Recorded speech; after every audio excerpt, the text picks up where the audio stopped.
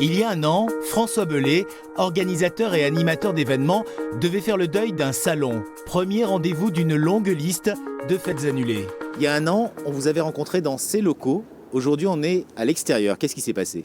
En fait, l'année 2020 a été, on va dire, sinistrée pour tout le secteur de l'événementiel. Comme on partageait aussi ces locaux avec d'autres sociétés qui travaillaient dans l'événementiel, on s'est retrouvés finalement en fin d'année tout seuls, comme des grands, et dans l'incapacité totale de subvenir aux besoins d'un loyer normal.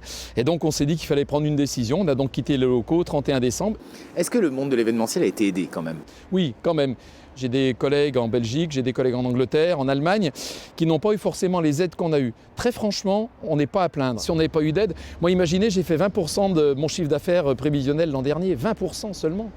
Mais c'est vrai qu'il manque quand même l'adrénaline, l'essence même du présentiel, le public, le feedback, le retour, toute cette joie, cette liesse collective qui nous porte quand même.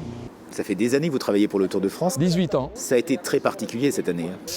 Oui, on n'a pas eu cette chaleur populaire qu'on a habituellement, interdiction de faire des animations sur la ligne d'arrivée, on restait dans la bulle, c'est le cas de dire, dans notre bulle speaker.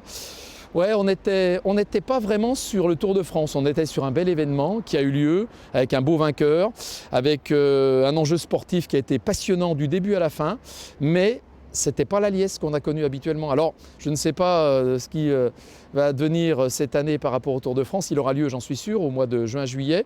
Après, retrouvera-t-on un peu de liberté populaire, j'espère. Le monde d'après dans l'événementiel, il sera comment alors ?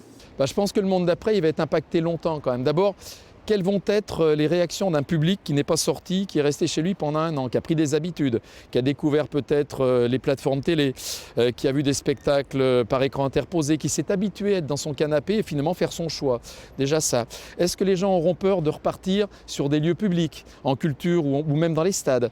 Quid aussi des envies des chefs d'entreprise de refaire de gros événements, prenant peut-être des risques de cluster chez eux ?